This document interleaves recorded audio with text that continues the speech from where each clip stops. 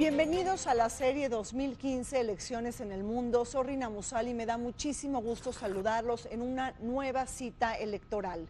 Los comicios parlamentarios que tendrán lugar en Portugal el próximo 4 de octubre, una oportunidad para acercarnos a la actualidad política, económica y social de este país ibérico. Nos acompañan en esta mesa de análisis el embajador João Caetano da Silva, embajador de Portugal en México. Bienvenido, embajador. Gracias. El doctor Adrián García Saizó, él es profesor del Centro de Relaciones Internacionales de la Facultad de Ciencias Políticas y Sociales de la UNAM. Bienvenido, Adrián. Muchas gracias. Y el maestro Luis Guacuja, él es responsable del programa de estudios sobre la Unión Europea de la Facultad de Estudios Superiores de Acatlán. Bienvenido, Luis. Gracias, Rina, un placer.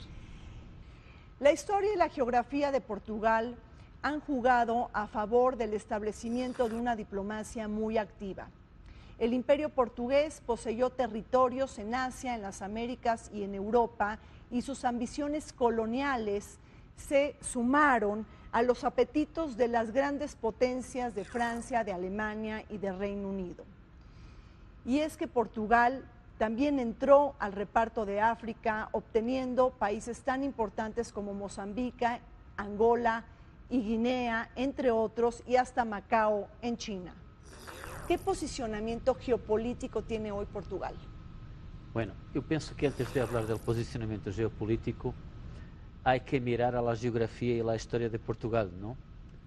Portugal es un país que 92.000 kilómetros cuadrados, o sea, México es 20 veces más grande, cerca de 20 veces más grande que Portugal, y es un país que está ubicado en la periferia de Europa, en una península donde tiene un vecino que es 4 veces y media más grande que Portugal.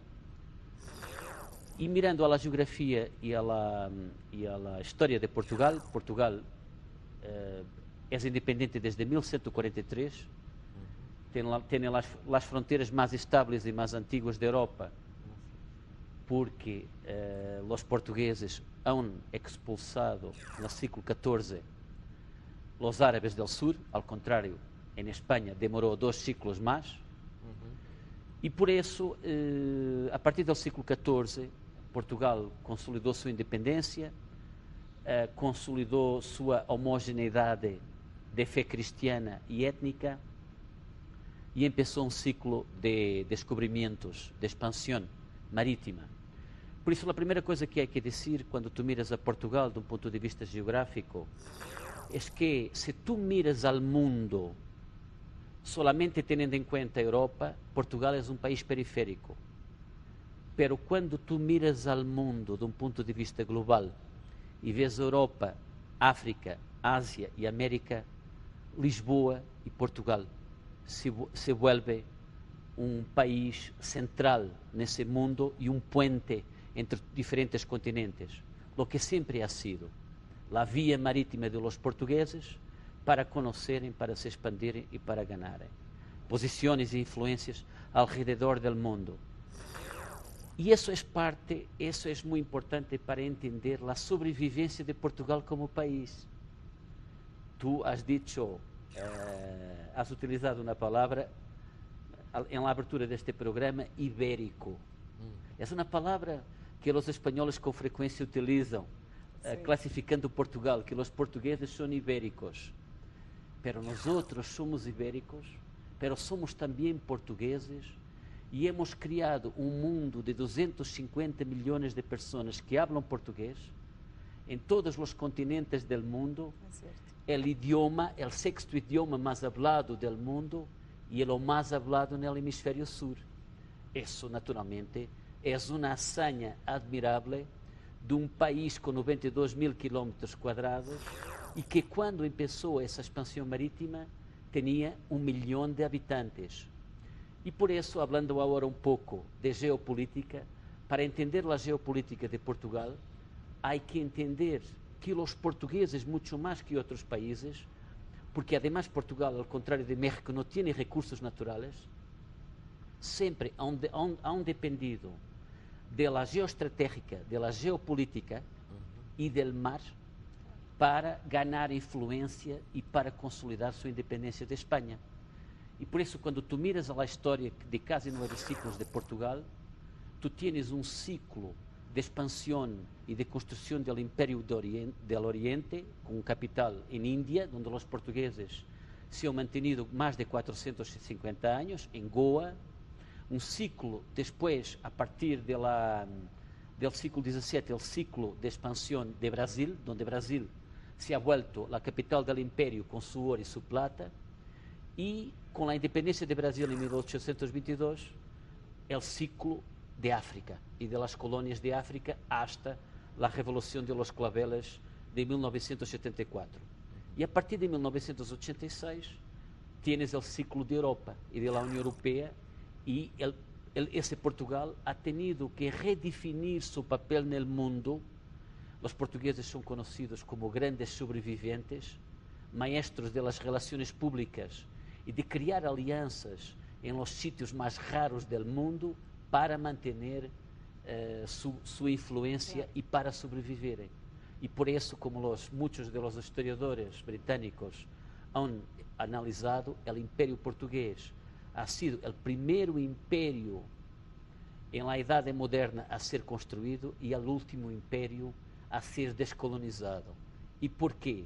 Hay que entender que la clave de ese hecho tiene que ver con las alianzas que los portugueses a lo largo de su historia siempre han mantenido en diferentes regiones del mundo. Gracias, embajador. Adrián, efectivamente estamos hablando de geografía, de historia, de las claves geopolíticas de un país que tiene esta salida al mar y que le han permitido ser un país brújula, un país puente. Pero si miramos un poco a la historia interna de Portugal, vemos que ha tenido un paso turbulento a la democracia, tuvo una de las dictaduras más longevas de Europa, con Salazar a la cabeza. Sí, efectivamente, ha sido una transición difícil en el proceso europeo, pero a fin de cuentas se ha consolidado ya como una nación referente en la Unión Europea, y uno de los ingredientes principales en Portugal es la presencia, obviamente, de la Iglesia y el poder militar dentro de esta transición. Que bueno, la clave de esa transición ha sido justamente la propia sociedad. La evolución de Portugal permite ver que la sociedad misma puso, digamos, los límites entre esta convivencia y este pacto social entre justamente los poderes fácticos y los poderes reales, ¿no? En sí, el Portugal actual justamente tiene ya toda una dinámica de partidos en debate y en discusión, y que justamente lo único que podríamos ver en la actualidad sería el factor económico como un mermante, un proceso difícil en esta consolidación de las estructuras democráticas de Portugal. Pero a fin de cuentas sí, efectivamente fue una transición difícil por parte de Portugal hacia Efectivamente, tenemos, Luis, 41 años de democracia en Portugal. ¿En dónde colocarías las grandes bondades de su proyecto o lo que ha logrado Portugal en estas 4 décadas de democracia? Bueno, evidentemente el ingreso a la Comunidad Europea en 1986 junto con España y posterior al ingreso de Grecia, digamos, marca una etapa importante para la Comunidad Europea, un poco con estas reticencias a veces a estos países, ¿no?, de Portugal, Grecia, España, Irlanda, que ahora vuelven con una crisis económica a estar en la mira también de críticas, etcétera. Pero creo que Portugal ha sabido mantener, digamos, no solo la estabilidad necesaria para ingresar a la Comunidad Europea, pero también ese objetivo de ingresar, como muchos países, para garantizar esa misma estabilidad dentro de la comunidad, y que además ha sabido aprovechar, porque es uno de los países con un importante desarrollo humano, ¿no? El índice de desarrollo humano es medio alto, es alto en Portugal, y creo que la estabilidad es un factor interesante en este tema. Evidentemente la vecindad con España y la proyección hacia América Latina, que después de la incorporación tanto de España como Portugal se dio con la agenda con Unión Europea, América Latina, es sin duda muy importante. Se habla mucho más de España, ¿no? Claro. Pero el papel de Portugal es muy importante, sobre todo en términos comerciales, bien ha apuntado el embajador, esa salida al mar privilegiada, y estar, digamos, cerca y lejos también de determinados conflictos, claro, como lo que ahora vemos con el tema de... Y bueno, yo sumo a esta reflexión que Portugal es país fundador de la OTAN, embajador. Este anticomunismo de Salazar, ¿no? Lo llevó a un acercamiento con Estados Unidos durante la Guerra Fría, y de ahí también devino, ¿no?, esta posición de Portugal de ser miembro y país fundador de la OTAN. También un aspecto importante de la geopolítica. Sí, es un aspecto importante de la geopolítica debido para Portugal el hecho que es miembro fundador de la OTAN no sería posiblemente muy del gusto de Salazar, pero era inevitable después de la Segunda Guerra Mundial, después del Plano Marshall, de la aplicación del Plano Marshall, era inevitable para la sobrevivencia de Portugal y para la sobrevivencia del Imperio Portugués acercarse a Estados Unidos, la gran potencia mundial después de la Segunda Guerra Mundial. Y ese miembro fundador de la OTAN, el hecho que Portugal es miembro fundador de la OTAN, lo va a beneficiar mucho, porque además España no lo ha sido, y España se ha mantenido alejado de la OTAN durante muchos años. Y hay que tener también en cuenta, en ese contexto de defensa y de la posición geoestratégica de Portugal, también de un punto de vista de defensa del continente europeo, naturalmente, los Azores, el arquipélago de los Azores, un arquipélago estratégico para Estados Unidos, porque era en los Azores que los Estados Unidos utilizaban para el abastecimiento de sus aviones militares en camino sea para Europa como también más tarde para Oriente Medio. Los Azores vienen a tener un papel absolutamente clave en las diferentes crisis del Oriente Medio, en las guerras del Golfo, y no hay sustituto para los Azores. Hay que ver la geografía una vez más. Claro. Un arquipélago que está a medio camino entre América y Oriente Medio, ubicado en el Océano Atlántico, a 1500 kilómetros de la costa europea, ¿no? Vamos a un corte. Cuando regresemos, las claves electorales en Portugal. No se vayan.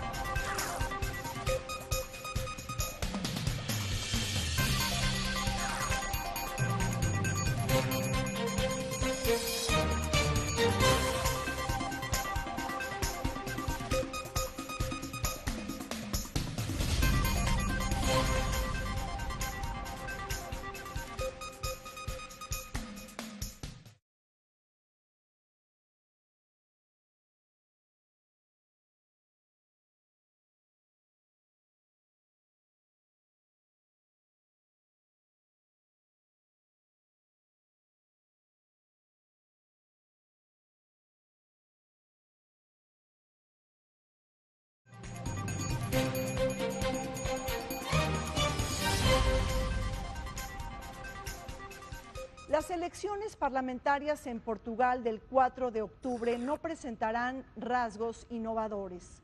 Todo apunta a que el duelo electoral se destazará entre los tradicionales partidos políticos, como el Partido Socialista, que se enfrentará en contra del Partido Socialdemócrata, que ahora está coaligado con los demócratas cristianos. Estos dos partidos hegemónicos siguen manteniendo el grueso de la intención del voto, junto con otros partidos políticos más chicos que no tienen tanta representatividad ciudadana. Luis, ¿cómo estás viendo las elecciones parlamentarias en Portugal que tendrán lugar el próximo 4 de octubre? Tenemos que hay dos partidos hegemónicos a través de la historia, el Partido Socialista y el Partido Socialdemócrata, que ahora está coaligado con los demócratas cristianos. ¿Cómo miras? ¿Qué dicen las encuestas? Se habla ya de empate virtual. Sí. Bueno, digamos, Portugal, como otros países de la Europa, digamos, mediterránea, pues están en la mira del mundo y particularmente de Europa, y más después de esta crisis económica que también ha transitado por una crisis política y el nerviosismo de algunos líderes por qué va a pasar, si va a haber un efecto contagio del partido Syriza en España, y exactamente desde Grecia hasta España, y si llega a Portugal.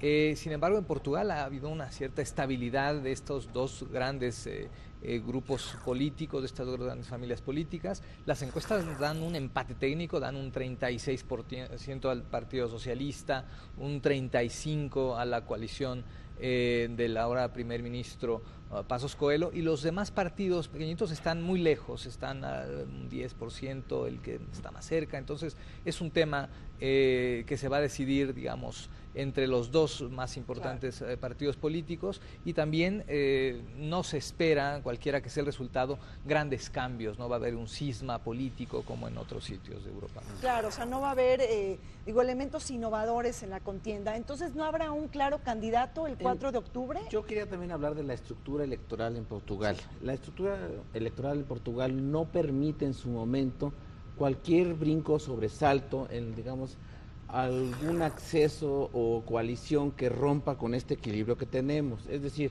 el sistema de círculos electorales que tiene actualmente Portugal permite tener una asamblea general en el cual siempre históricamente ambos, digamos, bloques ideológicos han tenido una presencia significativa y obviamente un desfase con pequeños grupos, inclusive pues bueno, el descalabro del Partido Comunista tradicional o de los trabajadores, que en su momento, en la década de los 70, tuvo un gran auge en la actividad electoral. Ahora se concentra más bien hacia dos bloques ideológicos, y en ese sentido también en el sistema electoral portugués hay que también tener una condición un poco más importante, la situación entre las grandes ciudades y, digamos, las zonas provinciales o, digamos, la campiña portuguesa, que su voto sí es, digamos, muy estratificado hacia pensar que las grandes ciudades en Portugal tienden a un voto más socialista, más, digamos, central, ¿no?, que un voto un poco más radical y más conservador que puede ser las zonas rurales, claro, Portugal. Entonces, ahí podemos ver también que igual se rompe ese equilibrio que actualmente en las elecciones en estos dos votos diferenciados. Y ahora otro elemento fundamental es la crisis económica. La crisis económica plantea dos proyectos distintos. Uno es hacia la continuidad de reformas y reducción del Estado, que es justamente parte del malestar ciudadano, ¿no?, a un proyecto que puede dar, digamos, un mayor juego hacia proteger zonas sensibles de la sociedad portuguesa, por ejemplo, el sistema de pensiones, los sistemas, obviamente, de empleo del Estado frente a justamente a la gran dinámica económica, claro, y que eso, pues, obviamente, también va a repercutir. Sí. La crisis económica en Portugal no ha alterado los equilibrios políticos y electorales. Juntos Podemos, que surgió bajo la euforia de Pablo Iglesias en España, no pudo convertirse en partido político para contender en esas elecciones del 4 de octubre. Por otro lado, hay que rescatar que en Portugal no hay una sólida presencia de partidos políticos euroescépticos, antisistema y anti-austeridad, como sí ha sucedido en el caso, por ejemplo, de Syriza en Grecia. Nos estamos dando cuenta que la crisis económica no ha simbrado, ¿no?, la hegemonía de los principales partidos políticos. Digo, hoy tenemos a un bloque de izquierda y otros partidos políticos como Libre, como Tiempo de Avanzar, pero que están muy lejos de lo que comentó justamente Luis, están muy lejos de significar una opción política al estilo Syriza en Grecia o Podemos. ¿Qué pasó con este movimiento cívico de Juntos Podemos en Portugal? No, el movimiento cívico de esa naturaleza en Portugal. Esa es además una gran diferencia que entre Portugal y, por un lado, y España y Grecia. No hay Syriza en Portugal. Pero hablando un poco de las elecciones, efectivamente las encuestas en este momento dan una situación de empate técnico. Yo diría que entre la coalición de centro-derecha y los socialistas, ¿cuáles son los puntos fuertes de los dos bloques? La alternativa socialista, naturalmente, el cansancio del electorado de políticas de austeridad, de 3 años de intervención del Fondo Monetário Internacional y de la Troika de la Unión Europea, que ha llevado efectivamente a la recuperación primero financiera y después económica, pero naturalmente ha provocado desgaste en grandes sectores del electorado. Todavía este año ha habido un tema, un desarrollo internacional, la situación en Grecia, que ha beneficiado bastante a la coalición del poder. Claro. Porque la coalición del poder, y digamos, el slogan fundamental electoral de la coalición del poder es: nosotros hemos evitado que Portugal sea una Grecia. Y es en este momento muy difícil de hacer una previsión hasta qué punto ese argumento, que es un argumento de miedo, Sí, claro. y hay que decir que hay 25% de indecisos que son ellos que definen al final el resultado final de las elecciones, hasta qué punto esa percepción en los indecisos que efectivamente las políticas de austeridad han llevado a que Portugal consiga evitar la situación de Grecia, y ha sido es muy visible. Yo estuve en Portugal en el mes de agosto.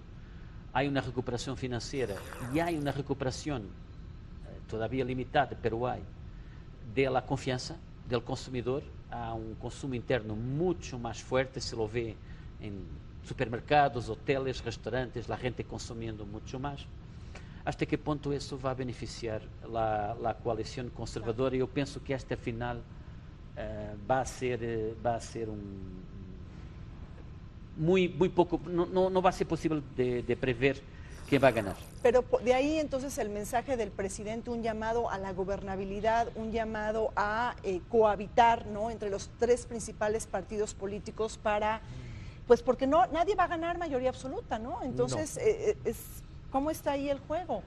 Sí, O sea, por un lado no se ve claro el regreso de los socialistas y por otro lado, digo, eso se anticipaba en los escenarios electorales de hace unos meses.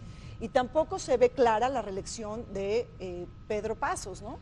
Claro, yo creo que también después de aquella dimisión que sí fue muy abrupta de José Sócrates hace algunos años, ¿no? Que sí, digamos, y ahorita está en la cárcel. Sí, y que además fue un efecto dominó entre, ¿no?, varios líderes políticos cayeron, no importa si eran de centro, de izquierda o de derecha, o sea, el ciudadano estaba buscando algún culpable y el que estaba enfrente es el que caía, ¿no?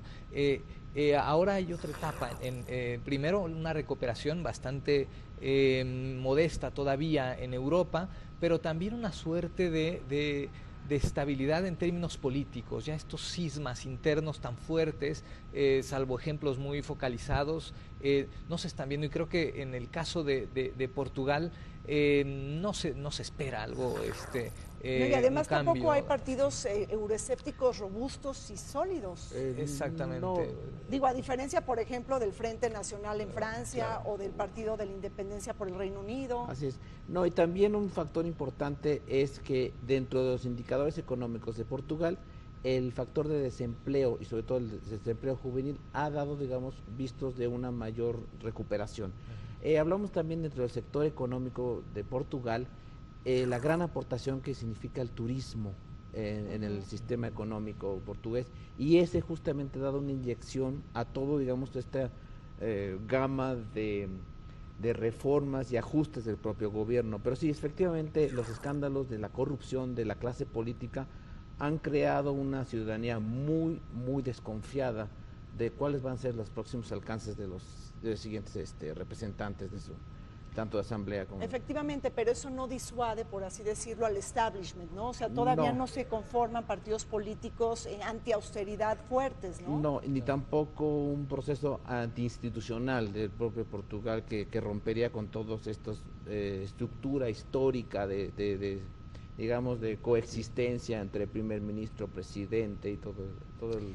Déjame añadir, si posible, para complementar un poco lo que ha sido dicho sobre este tema, algunos indicadores económicos, ¿no? La economía hoy en día en Europa decide las elecciones. Es cierto. Portugal, el desempleo bajó de 17% para 12%, todavía una cifra alta, pero ya no comparable a los 17%, y Portugal se está consiguiendo financiar los mercados internacionales a 10 años con tasas de interés de 2,5%, solamente para te dar una idea, son exatamente as mesmas taxas de interés de Estados Unidos, y un crecimiento económico que va a ser este año entre 1,5 y 2%, un poco arriba del promedio de la Unión Europea. Después una palabra sobre el electorado portugués. En cada elección el electorado portugués se vuelve más pragmático. Es una característica muy reciente de la última década del electorado portugués. No es tan importante la ideología, pero lo que es importante, hay un sentido muy pragmático del voto. Y puede haber una sorpresa, a pesar de ser Vox Populi, todo el mundo decir que va a salir una solución política inestable porque no va a haber una mayoría absoluta. Al final el voto de los indecisos puede resultar en un voto pragmático que quiera dar una mayoría absoluta a alguno de los dos bloques. Sí, o sea, va a definir el péndulo, ¿no? Porque seguramente una gran parte del electorado portugués no quiere una solución política inestable, no ve que un bloque central, que una alianza entre los dos bloques sea posible neste momento, e por isso pode ser que a grande parte del voto de los indecisos seja um voto pragmático no bloque que ele vê como mais capaz de dar uma solução estável a Portugal para os próximos anos. La crisis financiera del 2008 insertó a Portugal por el camino de la reestructuración y de la austeridad. La crisis de la deuda soberana llevó al país al punto del precipicio en el año 2011, cuando tuvo que pactar un rescate financiero con la Troika y los acreedores internacionales que ascendió a 78.000 millones de euros. Recortes a los gastos, aumento de impuestos y privatizaciones fue la receta que se tuvo que implementar para reducir el déficit fiscal, lo que ocasionó recesión económica, desempleo, malestar social y falta de oportunidades para los jóvenes. Ahora, Portugal, Luis, estuvo a punto, ¿no?, de la quiebra en el año 2011 y no necesitó un segundo rescate financiero por parte de la Troika y de los acreedores financieros internacionales. Y bueno, de ahí también deviene un espíritu muy conservador, ¿no?, de Portugal, siendo este alumno aplicado, ¿no?, de la Unión Europea tras el rescate financiero. Sí, yo creo que el caso de Portugal, digamos, le llegaron pronto muchos temas de estos que vemos ahora en otros países, ¿no? El tema también de asumir esas medidas de austeridad muy dolorosas, ¿no? Justamente lo que motivó las rupturas de gobierno ante la imposibilidad de la aprobación justamente de esas medidas de austeridad, ¿no? Entonces esta parte complicada, digamos, no es que se haya pasado ni el trago amargo haya quedado muy atrás, pero ha permitido la recuperación, digamos, cuando menos de los partidos políticos, de estar ahí. Por eso vemos este bipartidismo que no se ve en otros sitios, que se ha roto, ¿no? El caso de España es muy evidente.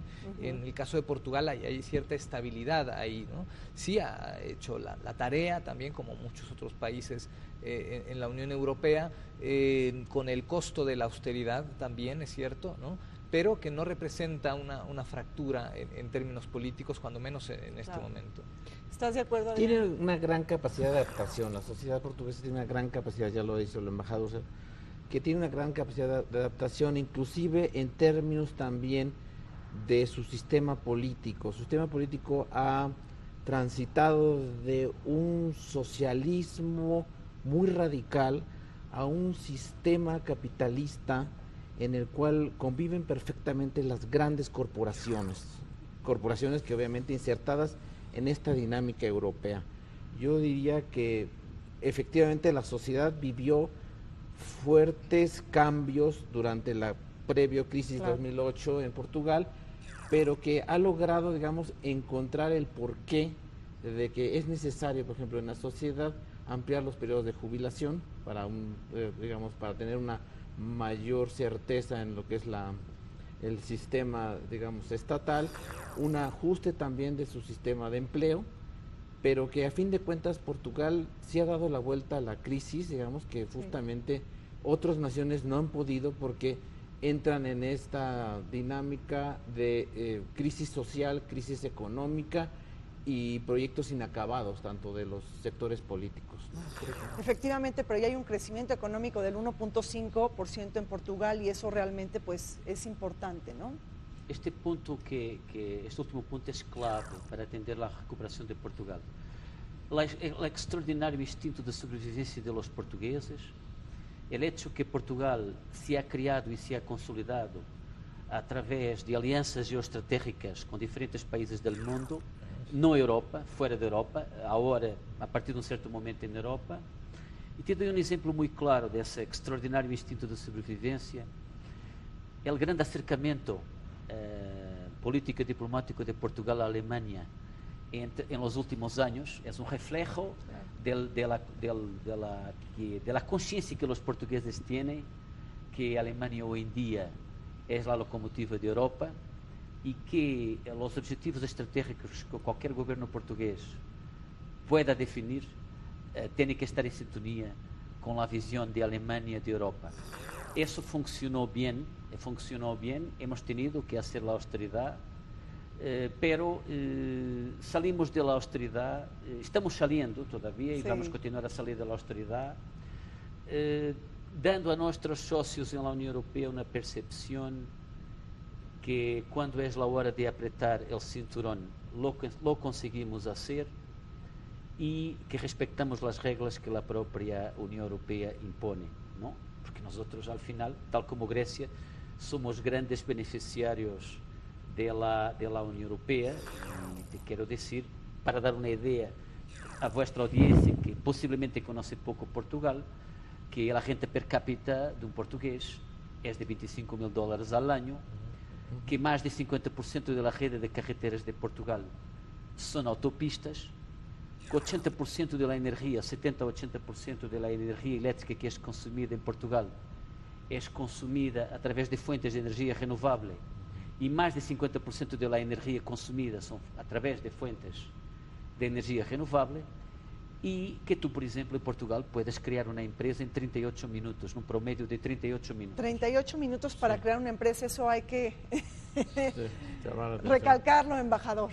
38 minutos. Por eso yo te lo estoy destacando, porque yo que he tenido la tarea de hacer la promoción de Portugal, económica de Portugal, y de lo que Portugal tiene de bueno para ofrecer, todos estes temas que têm a ver com a agenda eletrónica, a agenda digital, o extraordinário progresso em las tecnologias digitais, em los temas de energia, em los temas de infraestruturas. E, bueno, aí estão empresas portuguesas aqui em México, exatamente nessas áreas. Em los temas de tecnologias de educação, em Portugal, cada niño e cada adolescente em las escolas de enseñanza primária e secundária tem uma computadora, tem uma tablet. Os portugueses se han organizado numa associação estratégica entre o Estado e a Telefónica de Portugal para criar um projeto que permitisse levar a banda ancha e as tecnologias às escolas, e esses são indicadores. Por isso, quando os turistas hoje em dia visitam Portugal, não vão há muitos anos a Portugal e lo visitam, encontram um país muito moderno. Claro. E que está muito lejos dessa percepção de um país em crise que naturalmente, com alguma justificação, os meios de comunicação social transmitem nos últimos anos. Bueno, vamos a un corte. Cuando regresemos, algunas claves de la relación de Portugal con la Unión Europea y con México. No se vaya.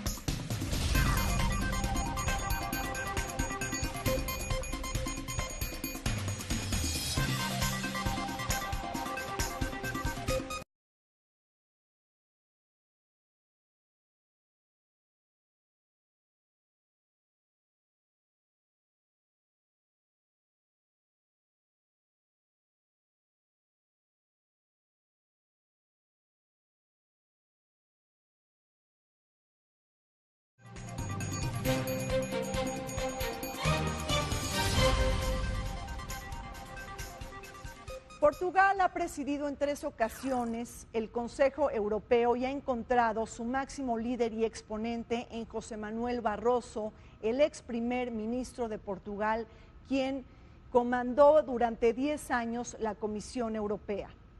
A este líder le tocó gestionar la peor crisis económica desde el fin de la Segunda Guerra Mundial, con elecciones anticipadas, con el auge del euroescepticismo, con malestar ciudadano y hartazgo social.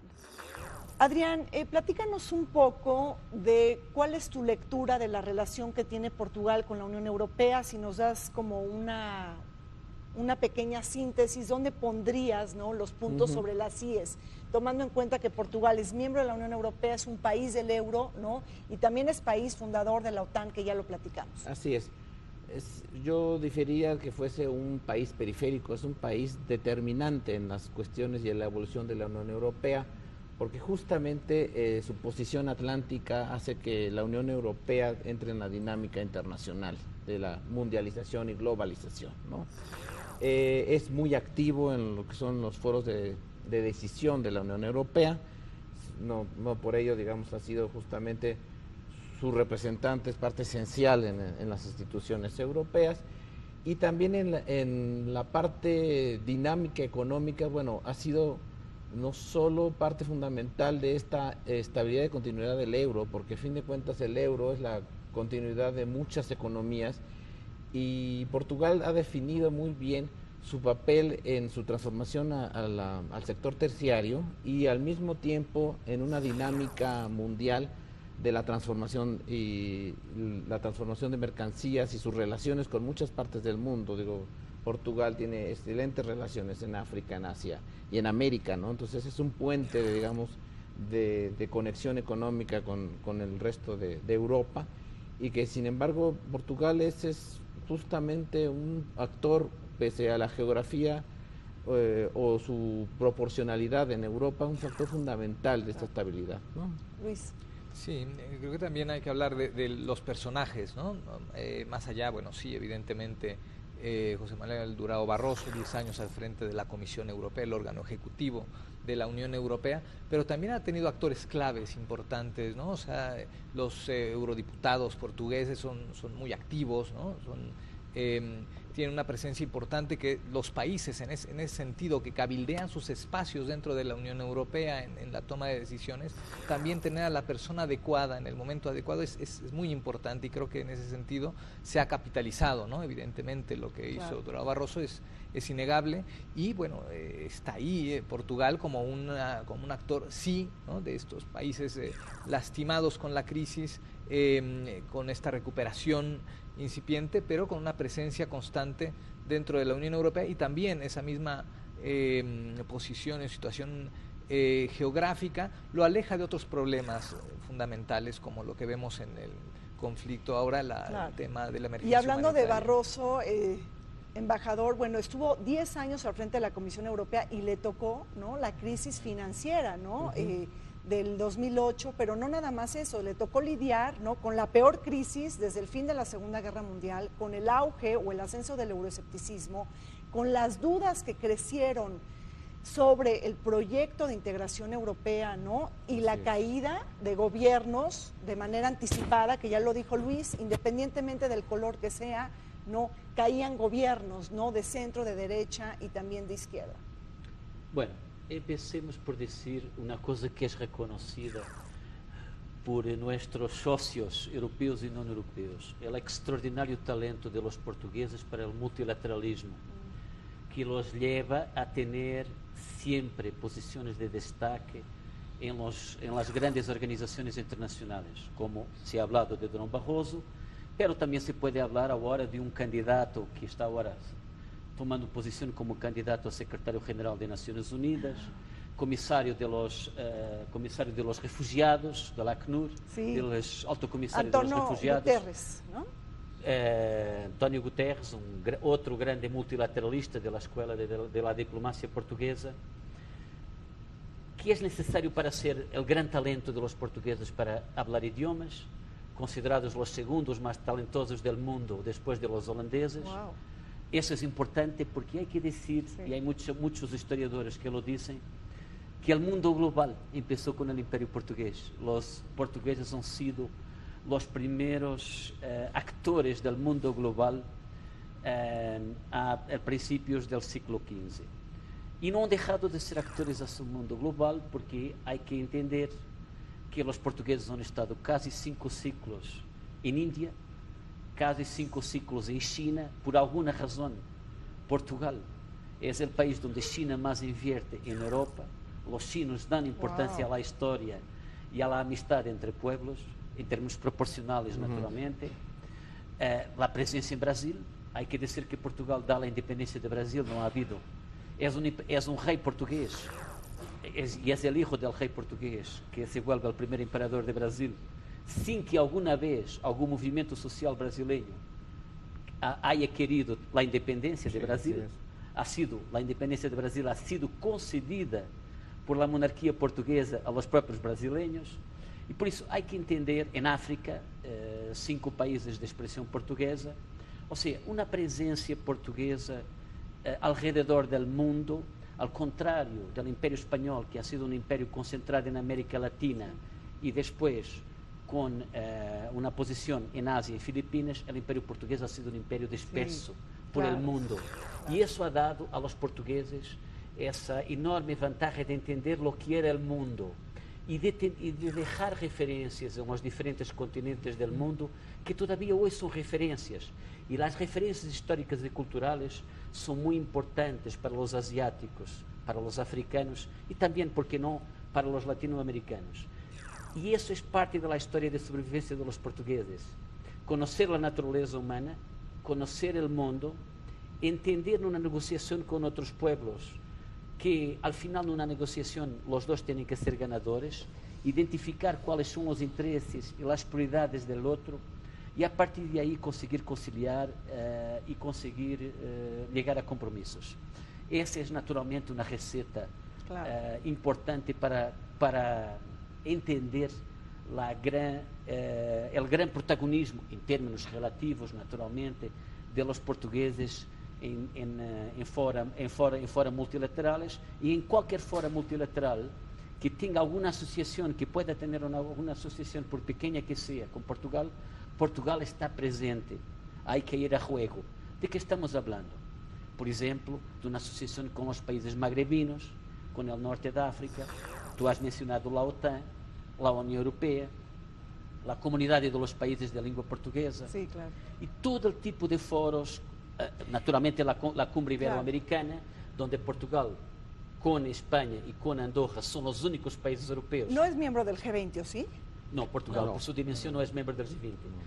Pero en casi todos los otros foros multilaterales, tú encuentras los portugueses, que viene de esa conciencia que la diplomacia es una herramienta fundamental para la influencia y el desarrollo del país.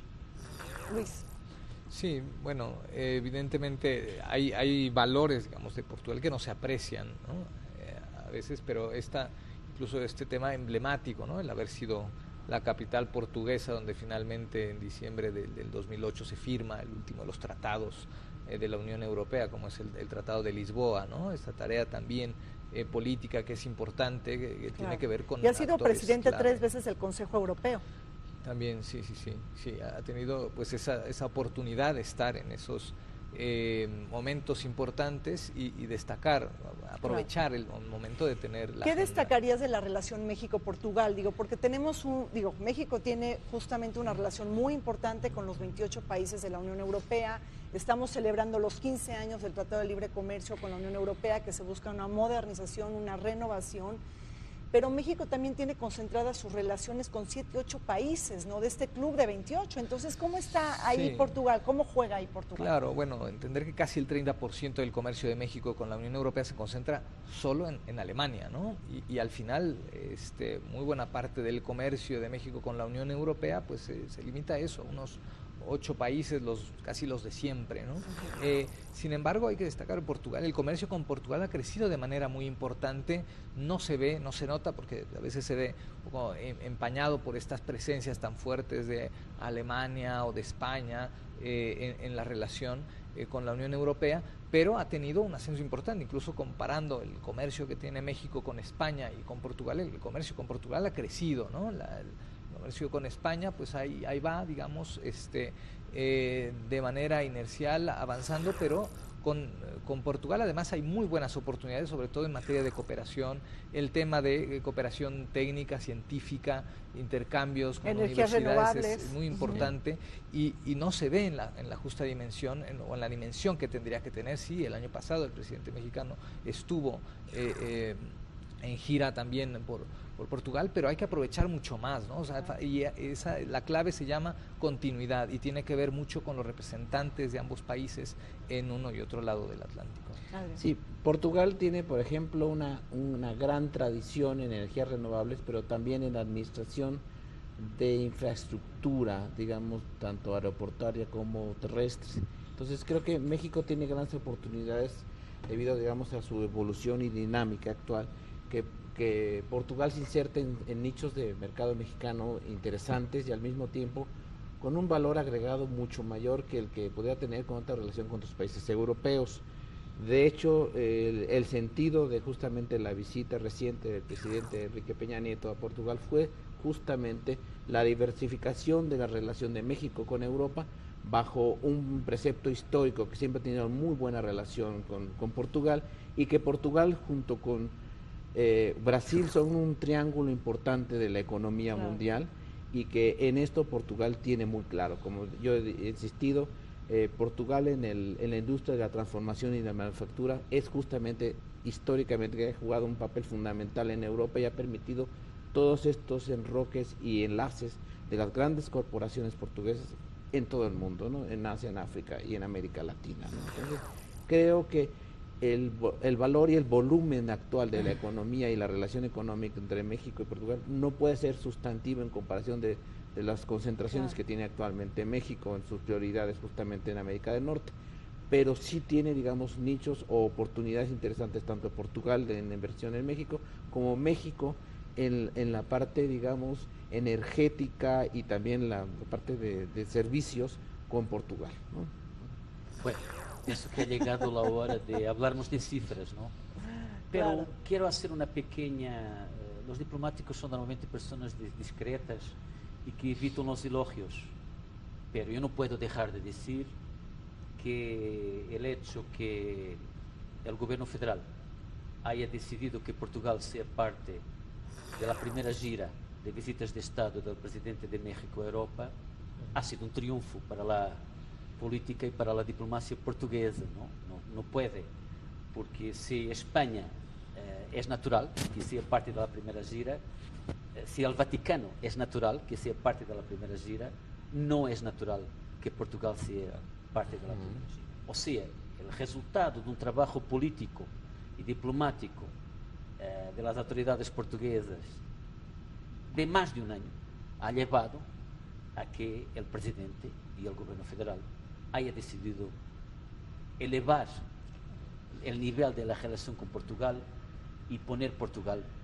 en un destaque que no había tenido hasta ahí.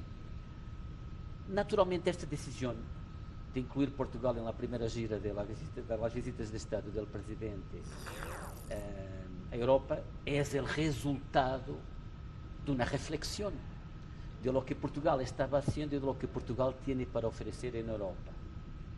Y ahí vienen las cifras y de una estrategia que Portugal está en los últimos 2-3 años manejando de un modo estructurado, consecuente, hacia México. México é o segundo mercado mais grande de América Latina. Portugal, naturalmente, as empresas portuguesas estavam por razões históricas e culturais direcionadas para Brasil, pero a crise na Europa e na União Europeia determina a necessidade de diversificação de mercados para as empresas europeias. E, naturalmente, México aparece como um blanco natural de las ambiciones de futura presencia de las empresas portuguesas em México. Então, o que se ha passado nestes últimos 2 anos? Vamos a ver, porque este movimento e esta grande dinâmica política, hemos tenido aqui nos últimos 2 anos 2 visitas do primeiro-ministro português a México, uma visita do presidente da República de Portugal a México, 2 visitas do vice-primeiro-ministro, que tem o portfólio econômico de Portugal a México y 2 visitas del canciller. Y de su lado, una visita del presidente a Portugal y una visita del canciller a Portugal. Por eso, esto ha habido un movimiento, claro, pero este movimiento político y esta dinámica diplomática se ha reflejado en negocios. Y ahora vamos a hablar de grandes negocios que involucran grandes inversiones, que involucram empresas portuguesas e empresas mexicanas. Negócios de empresas e grandes inversões de empresas mexicanas em Portugal nos últimos anos. Uma grande inversão de Bimbo, comprando plantas, várias plantas de pan em Portugal, também em Espanha. O mercado em Portugal é muito o mercado ibérico. Uma grande inversão de Sigma Alimentos, comprando há muito pouco a empresa Campo Frio, a mais grande empresa de embutidos de Europa, uma inversão de 800 milhões de euros, que tem uma grande presença em Portugal e que é dueña das principais empresas de embutidos em Portugal. E há muito poucas semanas, a mais grande inversão que uma empresa mexicana alguma vez ha hecho em Portugal, uma inversão de 1.250 milhões de dólares em la gestão de los transportes públicos de Lisboa, a empresa Metro e a empresa Carris, del grupo ADO, uno de los 4 grupos más grandes de transportes de pasajeros de México. Por otro lado, también una candidatura muy importante del grupo que detiene Clínica Ángeles, has hablado del Excelsior, a comprar el grupo de mejores clínicas de salud de Portugal, que se ha reflejado en una oferta de 450 millones de euros, que no ha salido como oferta ganadora. Los chinos lo han ganado y es muy difícil competir con chinos cuando se trata solamente de cuestiones financieras y económicas, pero que no deja de reflejar un creciente interés de grandes empresas mexicanas, no solamente en el mercado ibérico, pero también en el mercado portugués. Pero el movimiento contrario también ha sido evidente.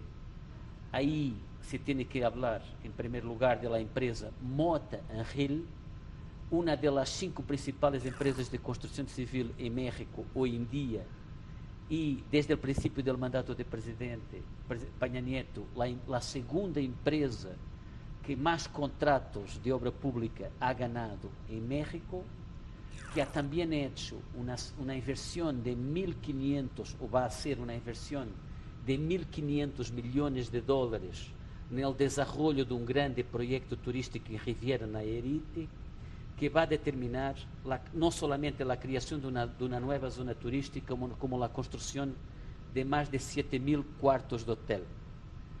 Essa mesma empresa está agora en las primeras páginas de los periódicos, porque ha sido anunciada hace muy pocos días una grande alianza estratégica, imagínense, con el sindicato de eletricistas para reactivar y modernizar 14 plantas hidroeléctricas en los principales estados del centro del país para los próximos 30 años, un negocio de muchos miles de millones de dólares, una inversión de la empresa portuguesa de muchos millones de dólares. Hablando de energía, una gran inversión de la empresa de electricidad de Portugal, que es la tercera empresa de energía eólica más importante del mundo, con una gran presencia en Estados Unidos. En el estado de Coahuila, una alianza con el grupo industrial Peñoles para la construcción de un grande parque eólico con 200 megawatts de capacidad instalada para los próximos 25 años. Hay que decir también que el más grande proyecto de energía solar fotovoltaica de este país, en la ciudad de La Paz, 135.000 paneles solares, ha sido hecho por una empresa portuguesa, Martifer Solar. Y por último, el tema de educación es tan importante en este país. Y como es importante, hay que decir que el concurso de tablets de la Secretaría de Educación Pública, una inversión, es un proyecto de más de 100 millones de dólares, son 960.000 tablets, ha sido ganado por una empresa portuguesa, JP Inspiring Knowledge, en asociación con empresas mexicanas. Y solamente para terminar, en todos estos proyectos las empresas portuguesas no están solas, están en alianzas con empresas mexicanas. Bueno, pues muy interesante el panorama que nos dibuja el embajador de Portugal en México. Gracias, embajador, por haber estado con nosotros esta mañana.